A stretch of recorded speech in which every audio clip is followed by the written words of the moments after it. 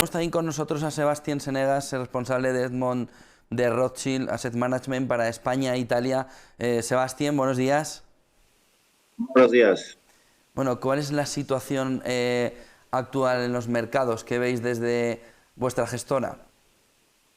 Bueno, pues la situación es, si uno, depende cómo se mire, ¿no? Podemos ver el vaso medio vacío o medio lleno. La verdad es que los mercados van bastante bien, con cierta volatilidad, pero bueno, pues la renta variable está dando desde repunte bueno, finales de abril o de finales de marzo, abril del año pasado, muy buenos resultados, por lo cual, por un lado, la verdad es que bien, pero sí es cierto que hay ciertas incertidumbres, como puede ser, estaba escuchando ahora, pero la recuperación económica, efectivamente, y el ritmo de vacunación es preocupante, sobre todo en Europa, que no es el caso de Estados Unidos, si hablamos de las grandes zonas. Y luego, evidentemente, un poco lo que se habla por todas partes, la inflación, que no deja de ser una cierta amenaza con la subida de tipos que hemos visto las últimas semanas incluso, pero nosotros no la vemos como una amenaza demasiado importante o demasiado a corto plazo, demasiado importante. Por lo cual, yo me quedo con la parte positiva y desde luego nosotros estamos ponderando, dando más peso a la renta variable, la renta fija, por ejemplo, por lo cual, pues, dar un mensaje de optimismo con la recuperación que cuesta que llegue, sobre todo en Europa, pero está llegando y va a llegar. Buen escenario, Sebastián, para invertir en mercados emergentes. La verdad que sí, es un consenso un poco, ¿no? de mercado, es verdad, pero nosotros creemos que es un buen momento. Aún así, hay que decir que los países emergentes son muchos países, son muchos mundos, hay muchísimas diferencias, por lo cual hay que tener mucho cuidado cuando uno habla de mercados emergentes, porque detrás de este nombre, por así decirlo, pues se esconden muchas situaciones muy distintas.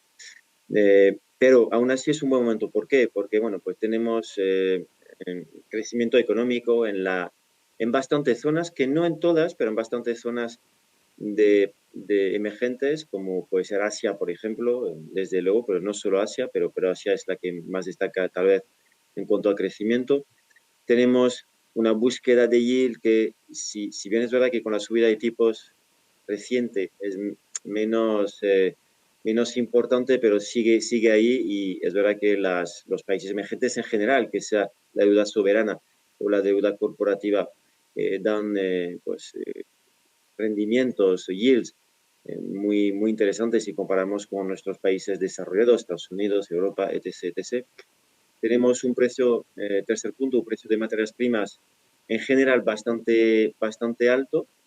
El petróleo, bueno, con sus volatilidades, pero bueno, parece que está estabilizado, digamos, a nivel alto. Y las otras materias primas, que también eso es positivo.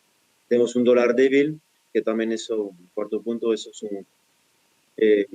un punto a favor, digamos, de los países emergentes. Tenemos, quinto punto, unos bancos centrales en los países emergentes bastante también acomodaticios, ¿no?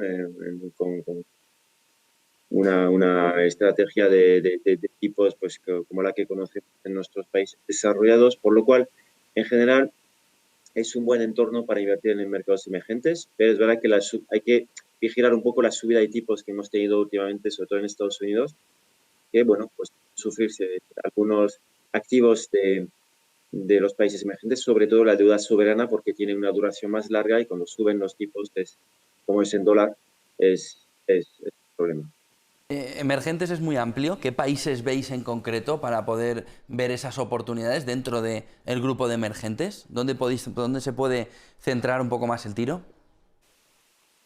Bueno, diría que depende de los países y depende de los activos, de las clases de activos, si hablamos de renta fija o de renta variable o de divisa incluso.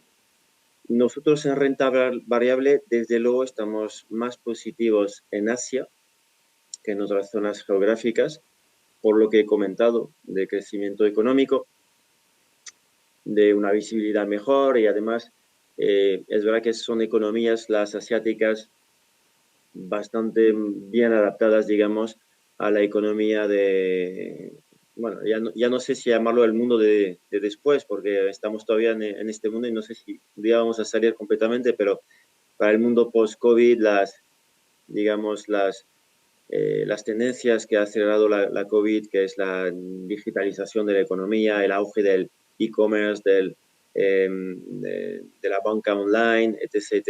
Asia está muy bien posicionada. Por ejemplo, Taiwán es un país donde la producción de semiconductores es absolutamente abrumadora. Y bueno, por crecimiento y por la digitalización de la economía creemos que es una buena zona. En cambio, si hablamos de renta fija, no estamos mucho en Asia porque sobre todo por el ratio rentabilidad-riesgo que nos da la renta fija en Asia, que es bastante pobre, es decir, que tenemos una rentabilidad, eh, unos riesgos más bajos, es verdad, pero con una rentabilidad bastante más baja también. Y ahí preferimos otras zonas geográficas como puede ser Latinoamérica, América Latina. Ahí, por ejemplo, Brasil es un país que siempre nos ha gustado.